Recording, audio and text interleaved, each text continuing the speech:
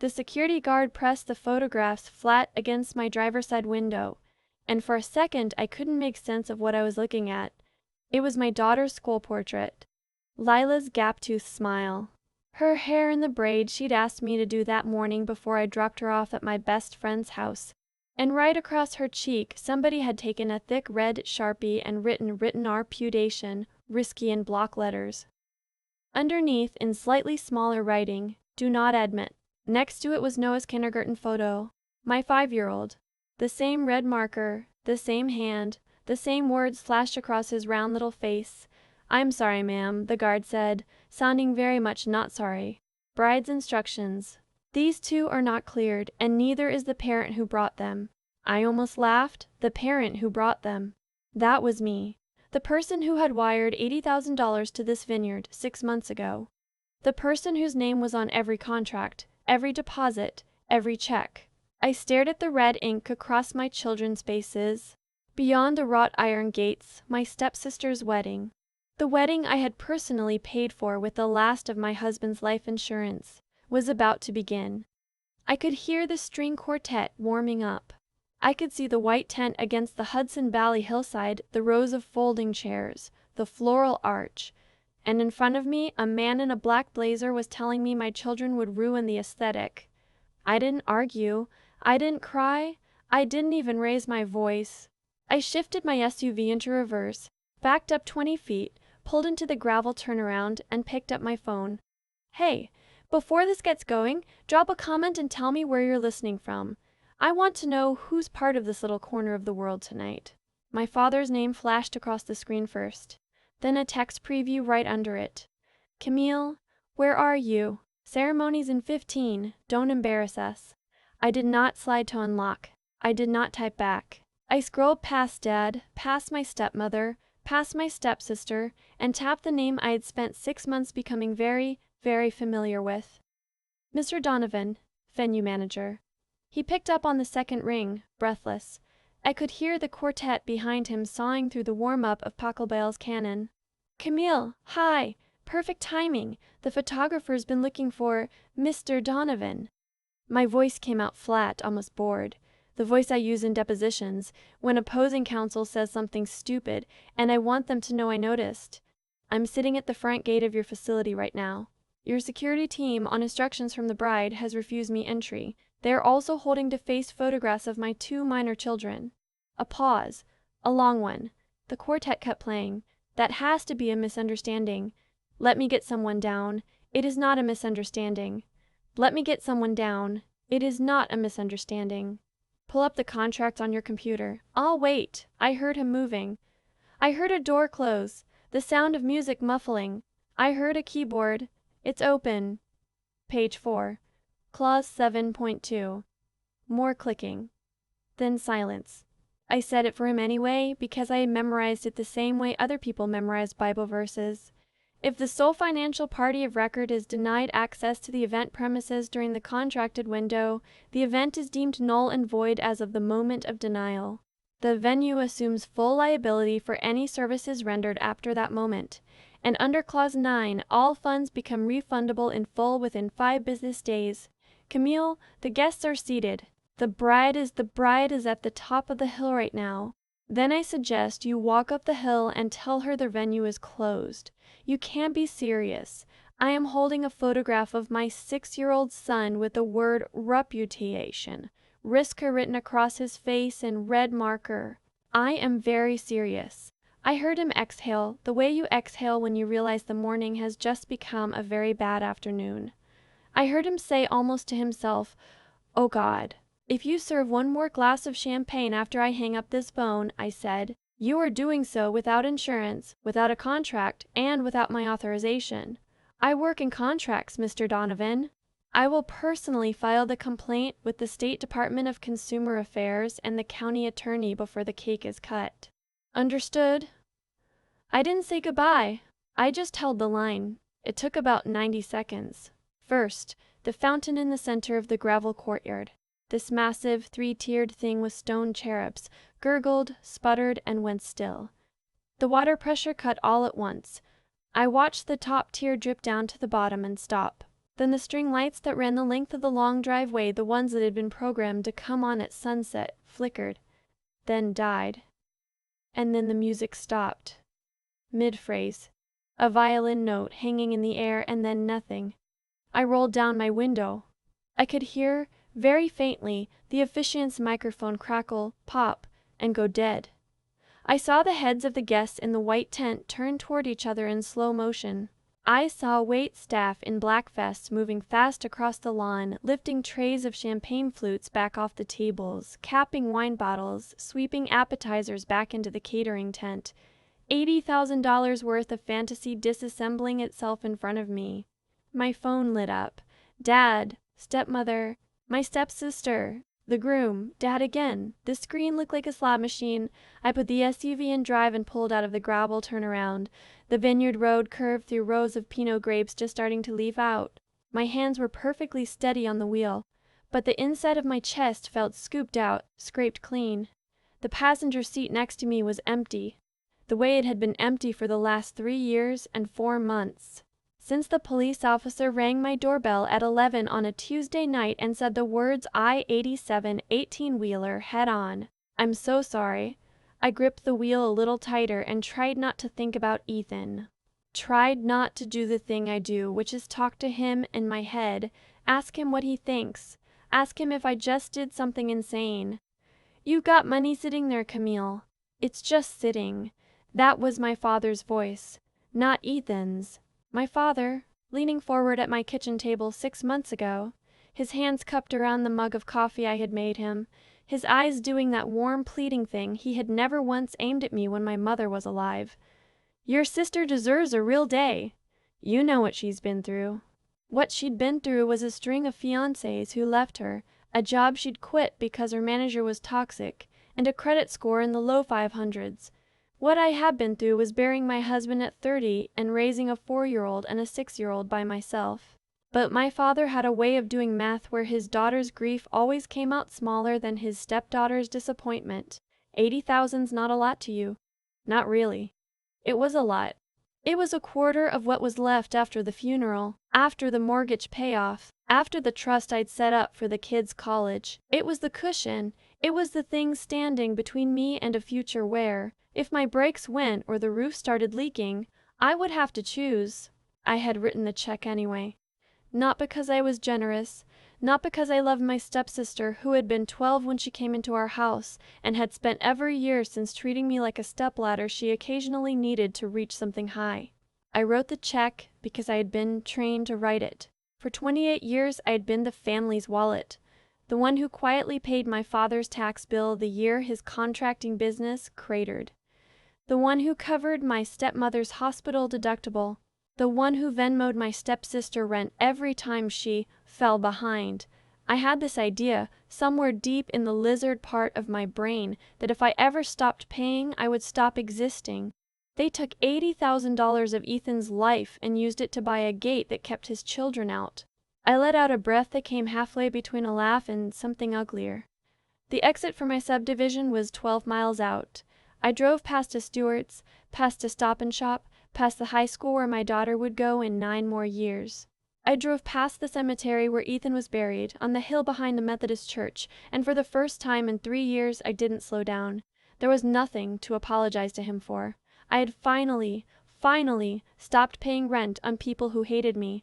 I pulled into my driveway. A ranch, 3 bedrooms, vinyl siding, a basketball hoop I'd installed crookedly last summer and never gotten around to fixing. Mine, paid for with a salary, not a handout. I sat in the car with the engine ticking. Inside my head, I felt something close, the way a heavy door closes. Slow, deliberate, final. The vault. I had finally canceled the auto-pay on their love. I stepped out into the cool spring air and unlocked my front door. The house smelled like the lavender hand soap in the powder room and the leftover popcorn for movie night. The babysitter, my best friend Priya, who had taken Noah and Lila for the afternoon, had already texted to say they were having a great time at her place and please tell her if I needed her to keep them overnight. I texted her back. I'll come get them in an hour. Wedding got canceled. Long story. Love you. Then I tossed my phone on the kitchen island and the noise started. It wasn't ringing, it was detonating. Dad. Dad. Stepmother. The groom. Dad. Stepsister. Stepsister. Stepsister. Stepsister. Stepsister. My father's voice filled the room, and he wasn't worried. He was furious. He was the kind of furious he had been when I was 17 and dented his truck. Camille, pick up. Donovan says you pulled the contract. You tell him it was a panic attack. You tell him you take it back. The caterers are loading vans. You make this right. Do not make me come over there. Make this right. The 4 words I had been raised on. Another message played without me touching it. My stepsister, screaming, her voice distorted because she was holding the microphone too close to her mouth. You jealous, miserable witch. You think because Ethan died you get to take this from me? You couldn't stand seeing me happy. You're a bitter, dried-up widow, and everyone knows it. I hate you. I have always hated you. I stood at the counter and listened to that, and I didn't feel slapped. I felt diagnosed, like the doctor had finally read out the results that explained a pain I'd been carrying for 28 years. Then a notification slid down from the top of the screen. Your stepsister started a live video. I shouldn't have tapped it. I tapped it. She was in the gravel parking lot of the vineyard. Her hair was still pinned, her veil thrown over one shoulder like a scarf. Her mascara was running, but in 2 perfect parallel lines, the kind you only get when you cry into a hand mirror first. My stepsister hacked the venue computer. She was sobbing to her followers. She stole the money. She's been mentally unstable since her husband died. She's jealous of me. She's jealous of Spencer. She's trying to keep the refund. Please, if anybody knows a good attorney. I watched the comments scroll up the side of her face. Strangers from Ohio and Florida and somewhere in Texas calling me a psycho, calling me a thief, threatening to find me. My hands started shaking, not from anger, from the old reflex, the fixer's panic. I went too far. They will destroy me. I have to call. I have to apologize. I have to send Donovan another wire to cover the catering. I have to. My thumb was already hovering over my father's contact. And then I looked up. Through the archway from the kitchen into the living room, I could see the couch. The cushions were where Lila had left them that morning. She had built a fort with Noah after breakfast, and they had piled the throw pillows into a dragon's nest, and Lila had told me the dragon's name was Mr. Pumpernickel. They had been so proud of it that I'd promised not to tear it down before they got back. I looked at the dragon's nest. I looked at the red Sharpie photographs still sitting on the floor of my passenger seat through the front window. I thought about somebody, my stepsister, actually her, with her manicured hand, picking up a marker and writing, "Do not admittee" across the face of a 5-year-old who learned to ride a tricycle in my driveway last summer. The shaking stopped. I had been the sister who needed to be liked. I had been the daughter who needed to be useful. From that minute on, I was the mother of 2 kids in a fort made of throw pillows, and that was the whole list. On the screen, my stepsister was still screaming. I closed the app. I turned the ringer off. I flipped the phone face down on the granite and walked away from it. I poured myself a glass of water at the sink. I drank the whole thing standing up. Then I texted Priya, "Change of plans, can you keep them another hour? I might have something else to deal with." She wrote back immediately. "Anything." Doors open. The phone buzzed again. This time it was face down, and I almost didn't look. But something made me flip it over. Unknown caller. New York area code. I almost let it ring through. Reporters had my number. Bridesmaids had my number. Bridesmaids had my number. I figured it was someone calling to scream from a borrowed phone. I answered anyway. "This is Camille." "Camille Brennan?" A man's voice. Old, low, and quiet in a way that made the room feel smaller. "This is Wendell Hartley." "I'm Spencer's father." The wine glasses on the rack above the sink seemed to ring a little, like someone had tapped them with a spoon. Wendell Hartley. I had heard the name in my father's mouth for 6 months, the way a kid says the name of a band he wants to impress. Hartley was the groom's father. He owned, at last count, 6 commercial real estate towers in Manhattan and a logistics company that was bigger than the one I worked for. He had flown in for the wedding from Singapore. My father had spent $30,000 of my money on a champagne tower he believed would impress this exact man. "Mr. Hartley," I said. The lawyer voice was back. "If you're calling about a lawsuit, you can route it through." I'm not calling about a lawsuit. He cut me off. Gentle but absolute. I'm calling because I just watched 300 people get whopped off a vineyard, and I am sitting in a town car with your father, who is currently telling me in great detail that you are having a nervous breakdown. I want to hear what actually happened from you. Once. Then I will decide what I think. I leaned against the counter. I could hear, faintly, the sound of a car door slam on his end. I paid for that wedding, Mr. Hartley, I said. Every dollar of it, including the welcome bags and the band's overtime and the photographer's drone. I am aware. I drove up there with my children's car seats in the back of my SUV because the plan was to bring them after the ceremony for the reception. They were excited. My daughter spent an hour yesterday picking out a dress. Where are the children now? At my best friend's house. I dropped them there at 1. I had a feeling, and I don't even know why, that I should go to the gate alone first. Just see how the morning was going. And what did you find at the gate? Your future daughter-in-law had given the security team school portraits of my 5-year-old and my 7-year-old, with our reputation, risque, and do not admit written across their faces, in red marker. She told the venue staff my children were a quote-unquote security and reputation issue. There was a silence on the other end so complete I thought the call had dropped. Then I heard him say, very quietly, to someone in the car with him, "Get out." There was muffled noise. My father's voice raised. Wendell Hartley repeating the same 2 words, slower. The sound of a door opening, then closing. "Camille," he said. His voice had changed. It had dropped half an octave. It sounded like a man who, in the next 24 hours, was going to ruin somebody's life. "Yes, I have a private security firm on retainer. They're based out of Albany. I'm going to give them your address right now. They're going to be at your house in 12 minutes. You are going to stay inside until they arrive. Do not open the door for anyone, not your father." "Not your stepmother?" "Not my son. Not your stepsister." "No one." "Mr. Hartley, my son made a list of choices today that he is going to spend the next 10 years apologizing for. He will not be returning to this marriage. He will not be returning to any property his name is on. I will see to that personally before I get on a plane tomorrow." "You don't have to, Camille." His voice softened just slightly. "You did not ruin a wedding today. You stopped a merger with a person who put a marker to a child's face. There is a very, very small list of things I will not forgive in this world. That is one of them. Lock your door." The line went dead. I stood at the counter for maybe 20 seconds, just breathing. Then I walked to the front door and locked the deadbolt, the chain, and the 4-latch I never use. I walked through the living room and locked the slider to the patio. I walked to the front window and pulled the curtain back half an inch. The street was empty. The maple in my front yard was bright green with new leaves. A neighbor's golden retriever was sniffing a mailbox 3 doors down. The air in the house felt the way it feels right before a thunderstorm. Pressurized, my phone buzzed against the counter. A text. "Mr. Donovan, venue manager. Need to call you.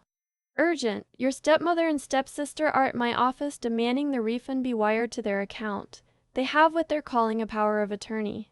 I think the bottom of my stomach actually dropped. I had been a contracts attorney for 9 years. I knew what a forged power on an $80,000 refund looked like to a federal prosecutor. It looked like wire fraud. It looked like a sentence with a number on it. I called him back immediately. He answered before the first ring finished. "Camille." "Donovan, do not process anything. Do not look at any document they hand you. They do not have authority over any account I own. Anything they signed is forged." I know. I told them I needed time to verify with my legal team, and I locked my office door. "But they are very loud, and your stepmother has my receptionist crying. Email me a photo of whatever they handed you. Already in your inbox." I opened it on my laptop one-handed, the phone still pressed to my ear. The power of attorney was a Microsoft Word document. My signature on the bottom was a screenshot of the one from my Christmas card last year. I could see the JPEG compression artifacts around my own name. "Donovan." I said it very calmly. "That document is a forgery. The signature is a copy-paste from a personal letter. If you process a single wire on the basis of that document, you are exposed for the full $80,000, plus federal wire fraud charges as a knowing party. Are you with me? With you. Send your security to your office.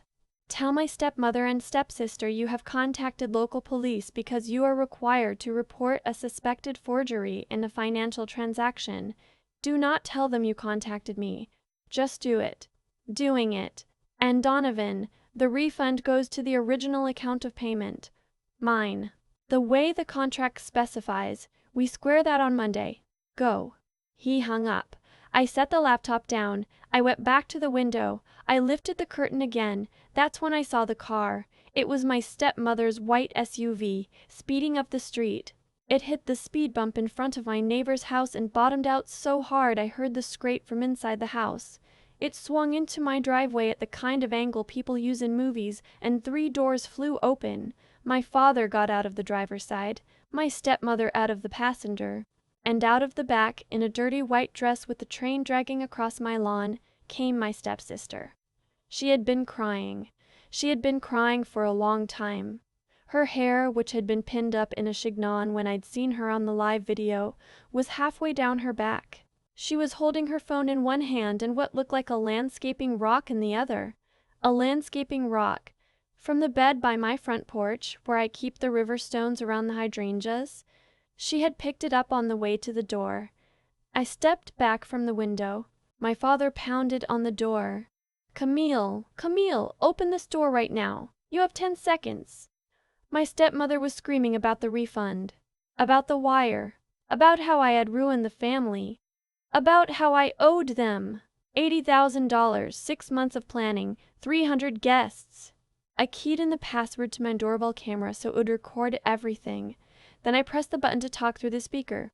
Get off my property. Open the door, Camille. You have 30 seconds before I call the sheriff. I have you on camera. I have you on audio. There is private security en route as of 9 minutes ago. Step off the porch and go home. My stepsister stepped forward.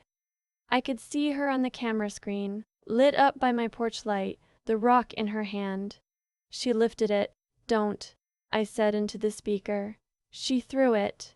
The window in the living room, the big bay window where my kid's fort was, where Mr. Pumpernickel the dragon lived, exploded. Glass came in across the rug in a wave.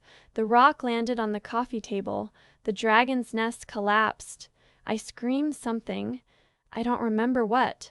She bent and picked up another rock. She was winding up to throw it. She was looking at the window over the kitchen sink, the one above the basin where Noah likes to stand on a step stool and rinse his cup before bed. A black Suburban came up the street so fast it didn't bother to brake at the stop sign. It swung in nose to nose with my stepmother's SUV, blocking it. 2 men in plain dark clothes were out before the engine cut, not running. Walking. The kind of calm walking that means someone has done this before. One of them put his hand flat on my stepsister's wrist. He didn't grab, he didn't twist, he just held her wrist, and the rock fell out of her hand onto the lawn. Ma'am, he said, very politely, we're going to wait right here for the sheriff. My father started yelling about private property. The other man held up a phone with a photograph on the screen and said something quiet, and my father stopped yelling. I came out of the house in my socks. I walked across the broken glass on my porch in my socks, and I did not feel it. The man closest to me touched the brim of an imaginary cap and said, Mrs. Brennan, Mr. Hartley sends his regards. The sheriff's car came up the road 3 minutes later. Then another one. They took photographs of my window. They took photographs of the rocks. They took my doorbell footage. They took my statement. They cuffed my stepsister and put her in the back of a cruiser, the wedding dress catching in the door. My stepmother sobbed the entire time. My father did not say a word. The deputy who took my statement was a woman about my age. She looked at the photographs on my passenger seat, the ones with the red marker, and she looked at the broken window. And she looked at me in my socks, and she said, Ma'am, are these your kids?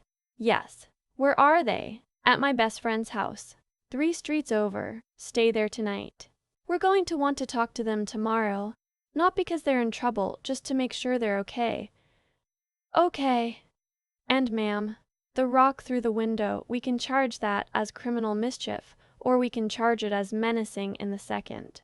Given that you said your son sleeps in the room next to that bay window, and given the second rock, I'm going to recommend menacing in the second to the DA. That's a misdemeanor with possible jail. Do you want to make that statement?" "Yes," I said. "I want to make that statement." I watched the cruiser pull away with my stepsister in the back. My father stood on my lawn in his dress shoes with my broken window glittering at his feet, and for the first time in my entire life, he had nothing to say to me. "You should go," I told him. My stepmother lunged forward like she was going to grab my arm. The security man stepped between us without hurrying. "Ma'am," he said to her, "go to your car." She went to her car. My father stood there a second longer. I think he was waiting for me to soften, to say something forgiving, to indicate, the way I had indicated for 28 years, that this was all fixable. I did not. I turned and walked back into my house. My phone buzzed in my pocket as I closed the door. The notification was from my bank. Deposit of $80,000 and from Hudson Valley Estates. Available immediately. Donovan had wired it the minute he closed his office door. I sat down at my kitchen island. I put my hands flat on the granite. They were not shaking. I called Priya. I told her, in the calmest voice I could find, that there had been a problem at the house, that nobody was hurt, but that there were cops on my lawn and a broken window, and I was going to need her to keep the kids until tomorrow morning. I told her not to scare them. Just tell them Mommy had a long meeting. She said, of course. She said she'd put on a movie. She said the kids were currently eating popcorn and arguing about whether dragons could be vegetarian. I laughed. It came out a little wet. When I hung up, I went and stood in the doorway of the living room. The rock from my front yard was sitting on my coffee table like a paperweight. The throw pillows were knocked over. The cushion that had been the dragon's head had a piece of glass embedded in it. I picked the glass out with 2 fingers and set it on the table. I sat down in the middle of the wreckage and I rebuilt the fort. I rebuilt Mr. Pumpernickel the dragon. I put the head where Lila had put it. I put the 2 pillows that were the wings, the ones with the embroidered owls, where Noah had insisted they go. I left a little tunnel at the front for the kids to crawl in tomorrow morning, the way Lila had designed it. Then I called a glazier. 24-hour emergency service, $400, here within the hour. I called my homeowner's insurance. I made a claim. I forwarded the police report. The agent said the rock was covered as vandalism and to keep the receipts. I called my own attorney, a woman I had gone to law school with, and I told her everything. The wedding, the photographs, the forged POA, the rock, the live video where my stepsister had defamed me in front of 14,000 strangers. She started typing the second I started talking. "Camille," she said when I finished, "we are filing for an order of protection on Monday. We are filing a defamation suit against your stepsister and a civil suit for intentional infliction of emotional distress against all 3 of them. We are notifying the bank about the forged POA. We are recommending the venue manager file a parallel report with the FBI for the attempted wire fraud since the amount is over the federal threshold." "Okay. And Camille?" "Yeah. Block their numbers tonight, all 3. Before you do anything else, don't read another text. Don't listen to another voicemail. Don't give them another inch of your nervous system." I did it while she was still on the phone with me. Dad, stepmother, stepsister, block, block, block. The phone went quiet in a way it hadn't been quiet in 8 years. I ordered a pizza. Pepperoni and mushroom, the way Ethan used to order it. I picked it up myself, in the driveway when the kid in the red shirt rang the bell.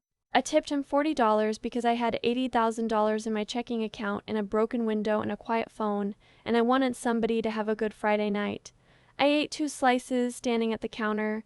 Then I went to bed in the same clothes I'd put on for a wedding that morning. I left the kitchen light on. I left the doorbell camera on. I left my socks on, because the floor still felt like glass might be in it somewhere. The next morning, Priya pulled up at 9. Lila came running across the lawn first. Noah was carrying a juice box very seriously with both hands. I had taped a blanket over the bay window. Lila looked at it, looked at me, looked at the blanket again. "Mommy, why is there a blanket on the window? Somebody threw a rock at it last night." "On purpose?" "On purpose." She thought about that for a long second. That's bad behavior. Yes, it is. Are they in trouble? Yes, they're in a lot of trouble. The police came. She nodded gravely. Then she crawled into the fort. "Mr. Pumpernickel is okay," she yelled from inside. Noah followed her. His juice box made it through intact. I stood in the doorway of my own living room and watched my two children argue about whether the dragon needed a hat, and I understood, for the first time, what I had actually bought yesterday. I had not bought a wedding. I had bought my freedom.